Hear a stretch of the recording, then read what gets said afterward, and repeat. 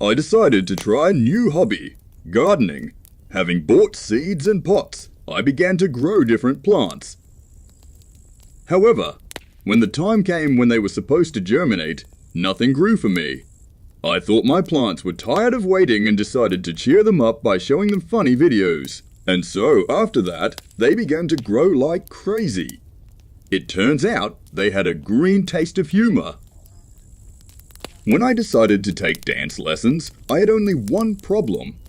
I was so awkward that my dance teacher suggested that I create my own dance style.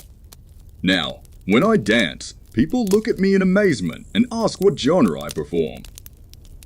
I tell them it's an innovative dance with no name. One day I decided to visit a dog park with my dog. When we arrived, I noticed that most of the dogs had very interesting and unusual names.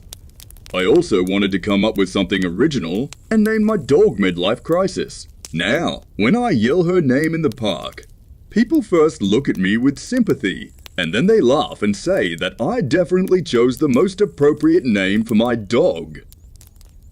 Let me tell you a story about how I broke a window while playing table tennis. I hit the ball so hard that it flew over the net, through the window and into the neighbor's pool. It seems that I became the first player who won on points even where they were not expected. When I decided to try my hand at being a barista and make coffee at home, I screwed up the proportions and ended up with a coffee that was so strong that when I drank it, I grew a third arm.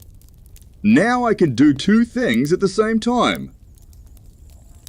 Drink coffee and wave to neighbors from the window. One day my microwave broke down. I called the wizard to fix the problem. But when the master was demonstrating various repair methods, the microwave oven suddenly flashed and made a sound, as if it were a rocket launcher. At first we were both scared, but then we just laughed at this unexpected cooking show. The master said, "Well, your microwave is ready to go into space." We spent a wonderful evening laughing at this comic malfunction. When I decided to make a small repair in my house, I hired a handyman to help.